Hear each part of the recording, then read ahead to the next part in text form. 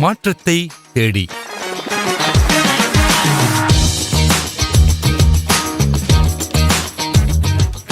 மாறும் இந்த உலகில் இறைவனின் வார்த்தை ஒன்றுதான் என்றுமே மாறாதது.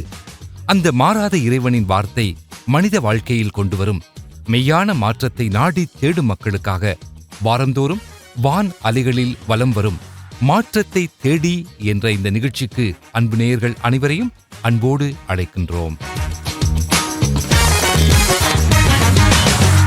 அன்பு நேயர்களே, கடந்த வாரம் மாற்றத்தை தேடி நிகழ்ச்சியை செவிமடுத்து கருத்துக்களையும் விமர்சனங்களையும் அனுப்பி வைத்தவர்களுக்கும் மற்றும் தொலைபேசியிலே தொடர்பு கொண்டவர்களுக்கும் எமது உள்ளத்தின் ஆழத்திலிருந்து நன்றிகளை தெரிவித்துக் கொள்கின்றோம். தொடர்ந்து நிகழ்ச்சியை செவிமடுப்பதோடு நிகழ்ச்சி குறித்து மற்றவர்களுக்கும் அறியச் செய்யுங்கள். நிகழ்ச்சியின் முதல் அம்சமாக இதயத்தை தொடும் பாடல்.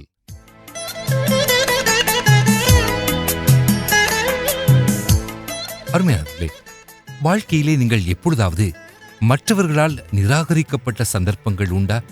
ஒரு கல்லூரியில் சேர்ந்து படிப்பதற்கு செலுத்த வேண்டிய பணம் இல்லாமல் நீங்கள் நிராகரிக்கப்பட்டிருக்கலாம். அல்லது ஒரு விளையாட்டுக் குழுவில் சேர்ந்து விளையாட அல்லது பாடகர் இசை தேர்வில் பாட அதற்கு ஏற்ற திறமை உங்களிடம் இல்லை என்று சொல்லி நீங்கள் நிராகரிக்கப்பட்டிருக்கலாம். ஒருவேளை ஒரு தொழிலுக்கான நேர்முக தேர்வுக்காக செல்கின்றீர்கள். ஆனால் அந்த வேலையை செய்வதற்கு ஏற்ற கல்வி தராதரம் அல்லது அவர்கள் எதிர்பார்க்கும் அனுபவம் உங்களிடம் இல்லை என்று சொல்லி நீங்கள் நிராகரிக்கப்பட்டிருக்கலாம். ஏன், வெளிநாடு செல்வதற்கான விசாவுக்காக விண்ணப்பிக்கின்றீர்கள். ஆனால் அங்கு உங்களுக்கான விசா நிராகரிக்கப்படுகிறது. ஒருவேளை திருமண பந்தத்தில் அல்லது காதல் உறவில் வேண்டாம் என நீங்கள் நிராகரிக்கப்பட்டிருக்கலாம்.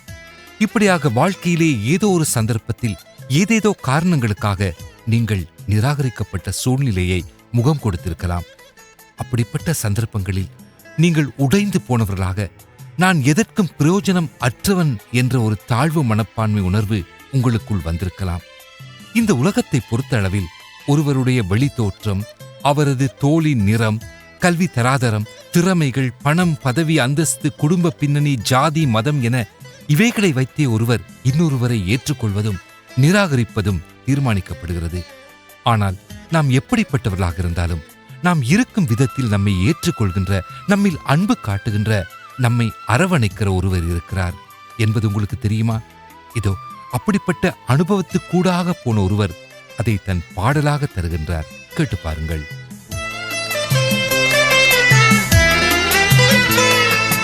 இந்த நிலையில் நான் இருந்தாலும் என்னை வெறுக்காதவர் என் இயேசு ஒருவரே, என் தேவன் நடுவரே. எந்த நிலையில் நான் இருந்தாலும் என்னை வெறுக்காதவர் என் இயேசு ஒருவரே, என் தேவன் நடுவரே.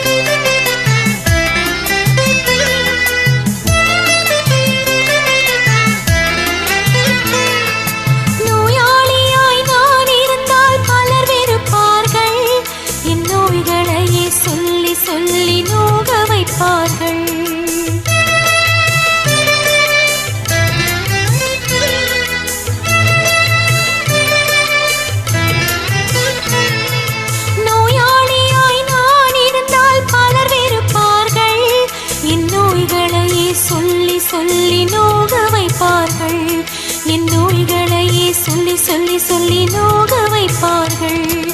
எந்த நிலையில் நான் இருந்தாலும், எந்த நிலையில் நான் இருந்தாலும் என்னை வெறுக்காதவர் இயேசு ஒருவரே, என் தேவன் நடுவரே. எந்த நிலையில் நான் இருந்தாலும் என்னை வெறுக்காதவர் என் இயேசு ஒருவரே, என் தேவன் நடுவரே.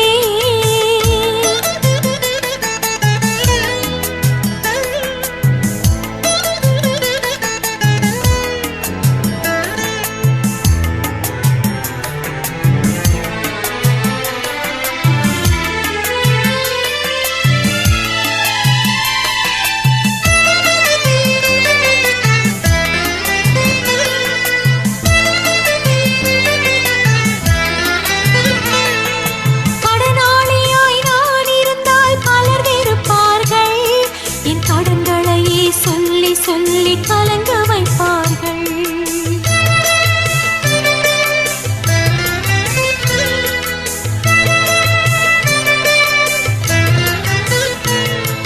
கடனாளியாய் நான் இருந்தால் பலர் வெறுப்பார்கள். என் கடன்களையே சொல்லி சொல்லி கலங்க வைப்பார்கள். என் கடன்களையே சொல்லி சொல்லி சொல்லி கலங்க வைப்பார்கள். எந்த நிலையில் நான் இருந்தாலும்,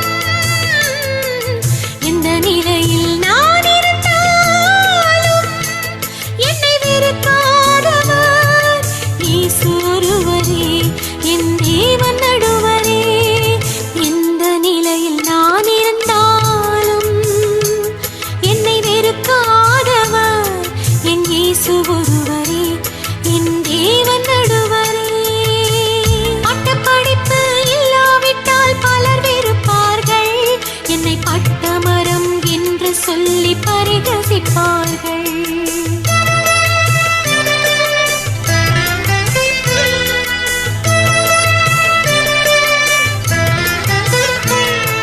பட்டப்படிப்பு இல்லாவிட்டால் பலர் வெறுப்பார்கள்.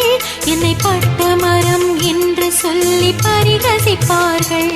என்னை பட்டமரம் என்று சொல்லி பரிகசிப்பார்கள்.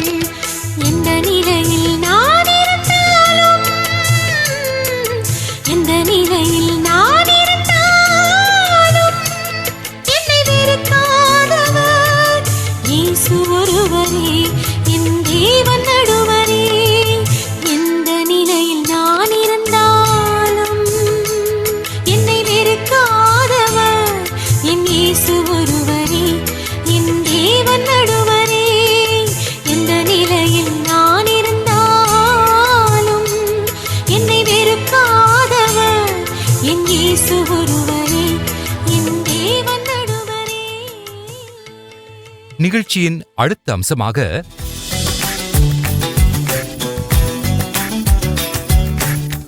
சரித்திரத்திலிருந்து ஒரு பகிர்வு.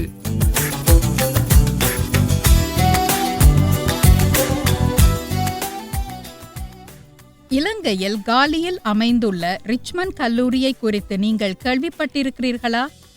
இன்றைய சரித்திரத்தில் இருந்து ஒரு பகிர்வாக காலி ரிச்மண்ட் கல்லூரியில் நடந்த ஒரு சம்பவத்தை உங்களோடு பகிர்ந்து கொள்கிறோம்.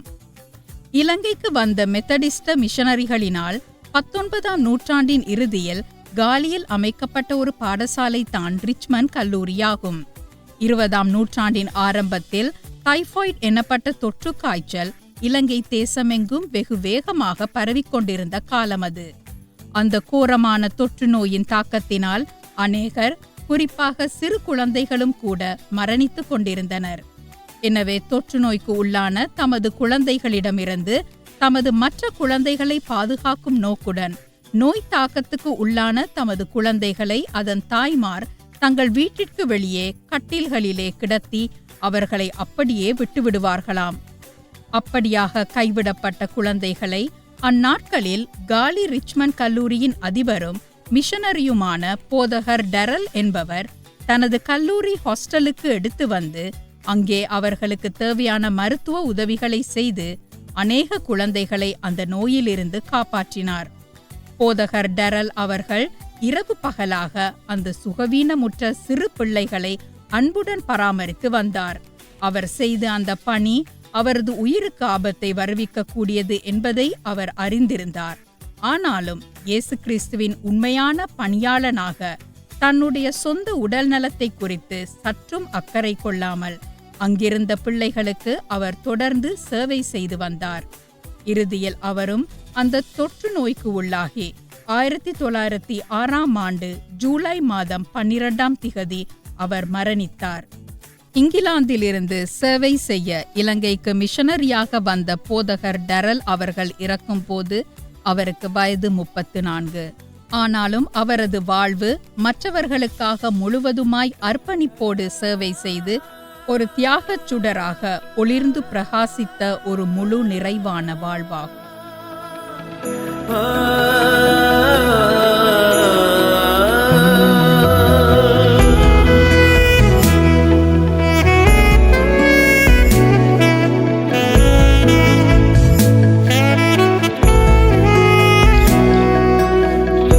உந்தன் சித்தம் போல் நடத்தும் கர்த்தாவே, நீ நித்தம் என்னை எந்தன் சித்தம் போல வேண்டாம் என் பிதாவே, என் இயேசுவே, உந்தன் சித்தம் போல் நடத்தும் என் பிதாவே, என் இயேசுவே.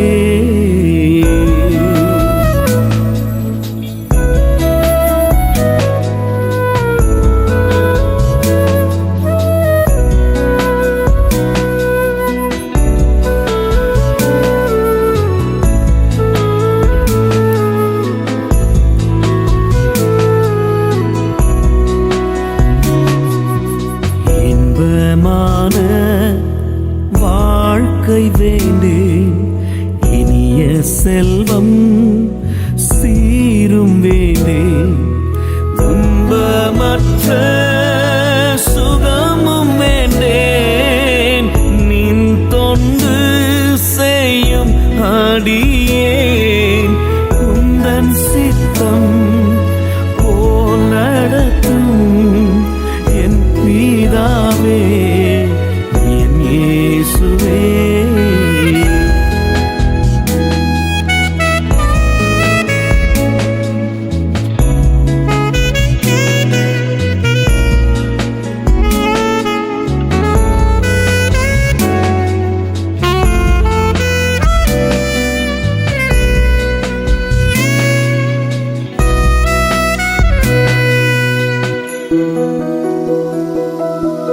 அக்னிஸ்தம்பம் மேகஸ்தம்பம் ஆமிவற்றால் நீ நடத்தும் அனுதினம் என்னோடிருப்பீர் ஐயனே, கடை கண்ணியே, உந்தன் சித்தம் போல் நடத்தும் என் பிதாவே, என் இயேசுவே.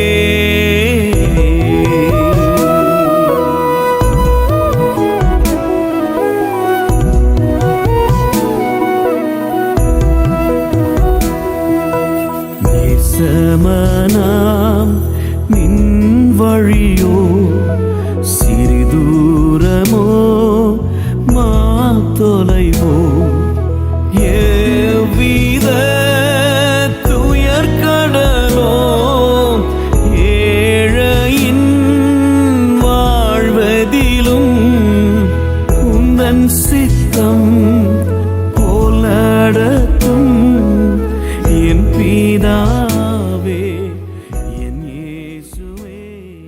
நிகழ்ச்சியின் அடுத்த அம்சமாக பரிசுத்த வேதாகமத்திலிருந்து ஒரு பக்கம். கலிலேயாவில் உள்ள கானா என்ற ஊரிலே ஒரு திருமணம் நடைபெற்றது. இயேசுவின் தாயும் அங்கே இருந்தார். இயேசுவும் அவருடைய சீடர்களும் கூட அந்த திருமணத்திற்கு அழைக்கப்பட்டிருந்தார்கள். விருந்தாளிகளுக்கு பரிமாறப்படும் திராட்சரசம் தீர்ந்து போனபோது இயேசுவின் தாய் அவரிடம், திராட்சரசம் தீர்ந்துவிட்டது என்று சொன்னார். அப்போது இயேசு, அம்மணி, ஏன் என்னை இதில் தலையிட வைக்கின்றீர்?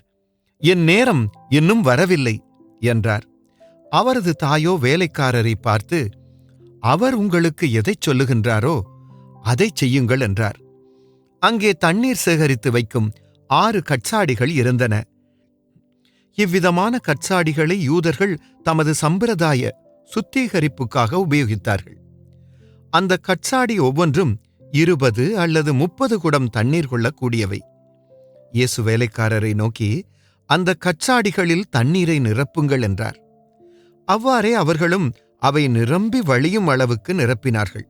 அப்போது அவர் அவர்களிடம், இதிலிருந்து அள்ளி விருந்தின் மேற்பார்வையாளனிடம் கொடுங்கள் என்றார். அவர்களும் அவ்வாறே செய்தார்கள்.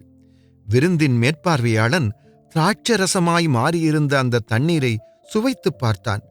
அது எங்கே இருந்து வந்தது என்று அவனுக்கு தெரியாது. தண்ணீரை நிரப்பிய வேலைக்காரருக்கே அது தெரிந்திருந்தது. அப்போது விருந்தின் மேற்பார்வையாளன் மணமகனை ஒரு பக்கமாய் அழைத்துச் சென்று, எல்லோரும் சிறந்த திராட்சை ரசத்தையே முதலில் கொடுப்பார்கள்.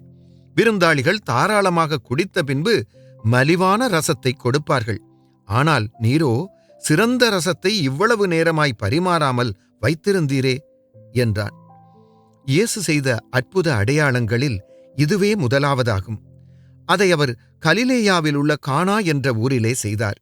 இவ்விதமாய் அவர் தம்முடைய மகிமையை வெளிப்படுத்தினார். இதனால் அவருடைய சீடர்கள் அவரிடத்தில் விசுவாசம் வைத்தார்கள். அதிசயங்கள் செய்கிறவர் நம் அருகில் இருக்கிறார். அற்புதங்கள் செய்கிறவர் என்றும் நமக்குள் வசிக்கிறார். அதிசயங்கள் செய்கிறவர் நம் அருகில் இருக்கிறார். அற்புதங்கள் செய்கிறவர் என்றும் நமக்குள் வசிக்கிறார்.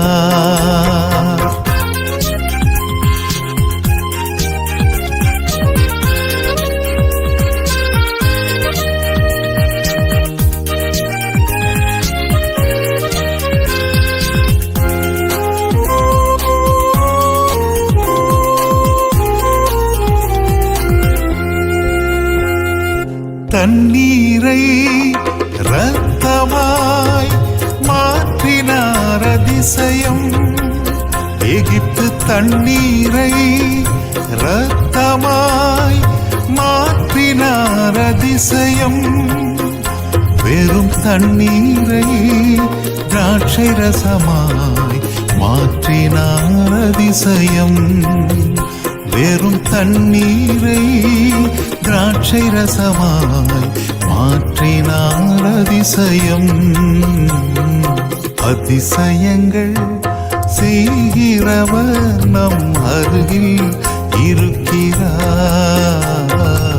அற்புதங்கள் செய்கிறவர் என்றும் நமக்குள் வசிக்கிறார்.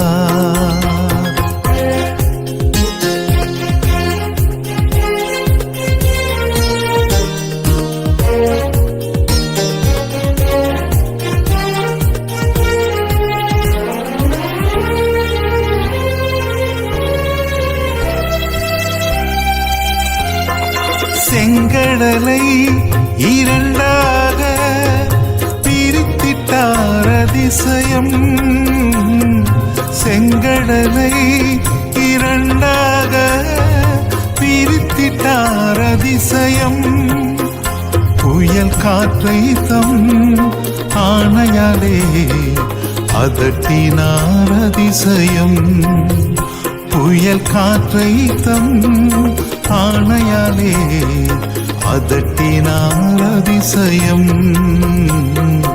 அதிசயங்கள் செய்கிறவர் நம் அருகில் இருக்கிறார். அற்புதங்கள் செய்கிறவர் என்றும் நமக்குள் வசிக்கிறார்.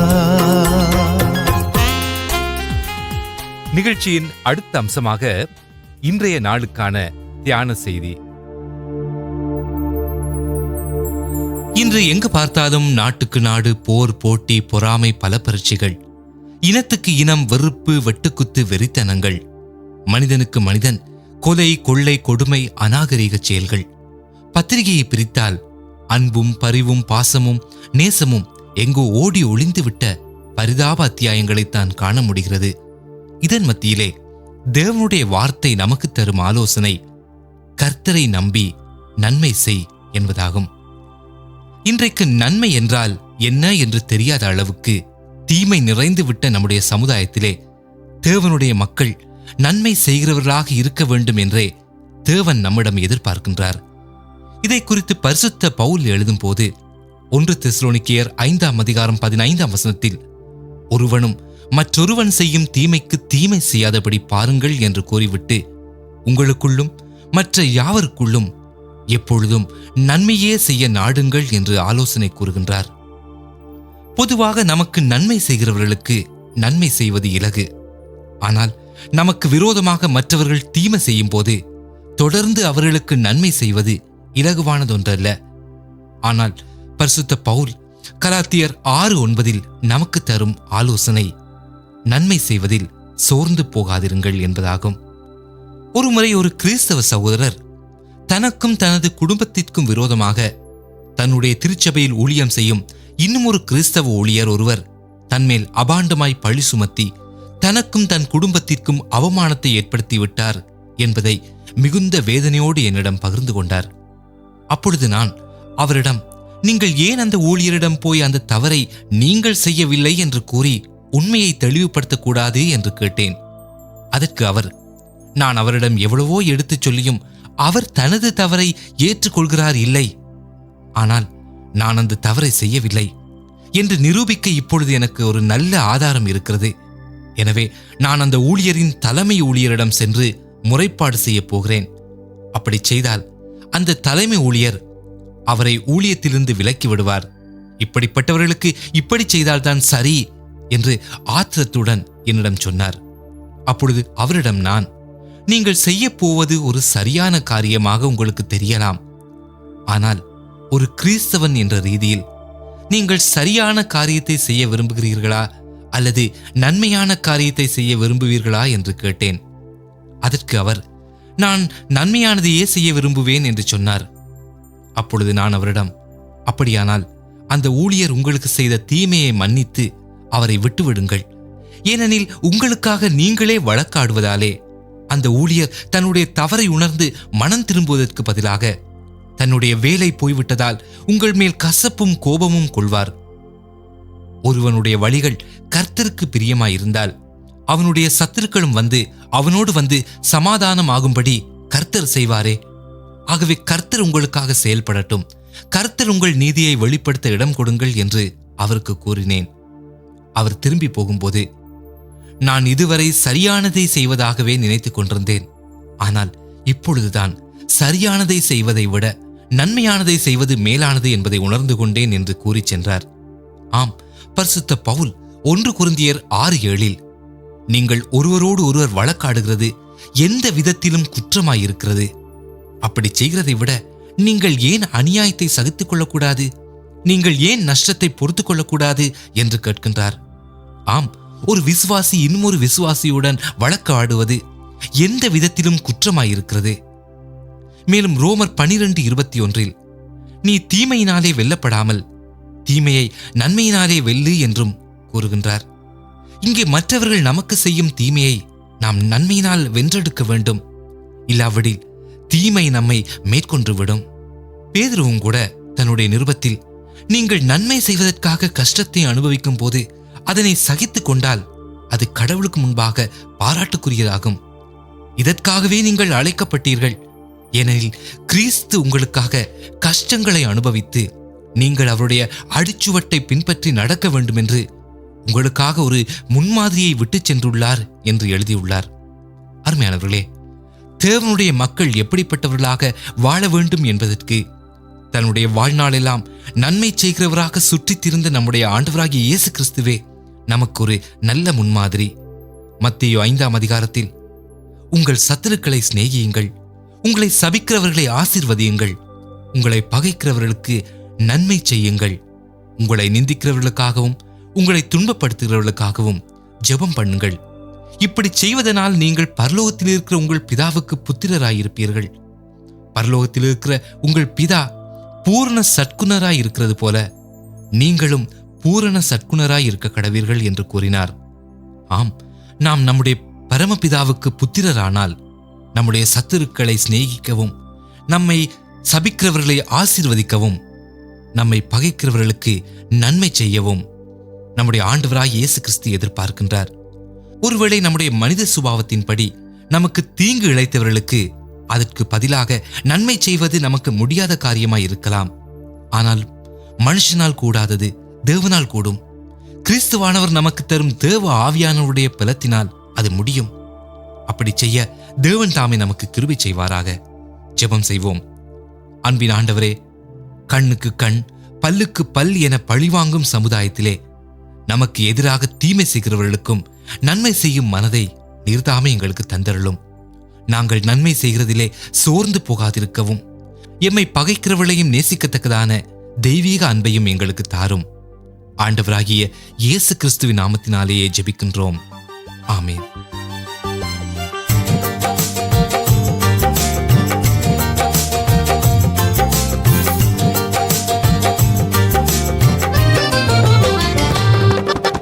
நன்மை செய்தீரே, நன்றி சொல்லுவே இந்த வாழ்நாளெல்லாம்.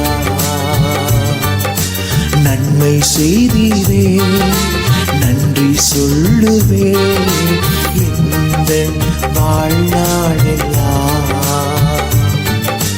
நன்மை செய்தீரே, நன்றி சொல்லுவே என் ஜீவிய காலமெல்லாம். நன்மை செய்தீரே, நன்றி சொல்லுவே என் ஜீவிய காலமெல்லாம். என் ஜீவிய காலமெல்லாம், என் ஜீவிய காலமெல்லாம். நன்மை செய்தீரே, நன்றி சொல்லுவே இந்த வாழ்நாளெல்லாம்.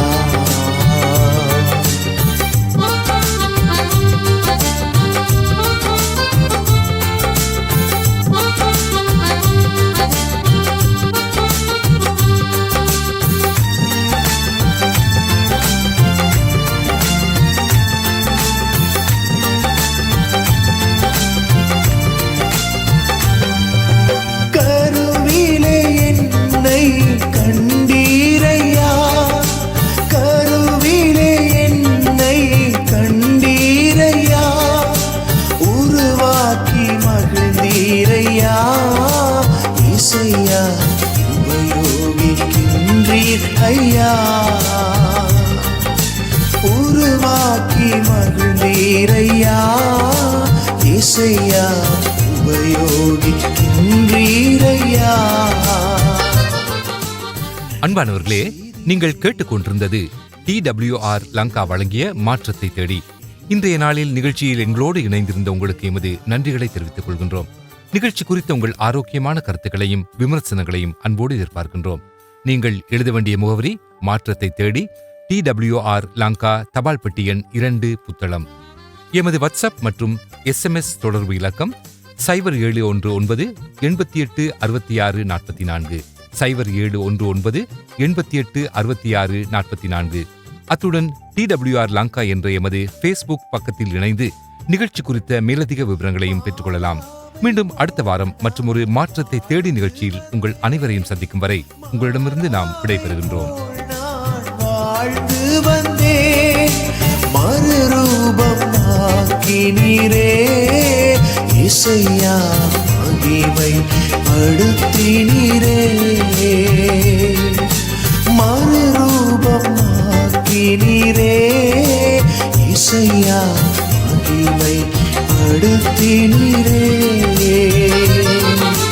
நன்மை செய்தீரே, நன்றி சொல்லுவே இந்த வாழ்நாளெல்லாம்.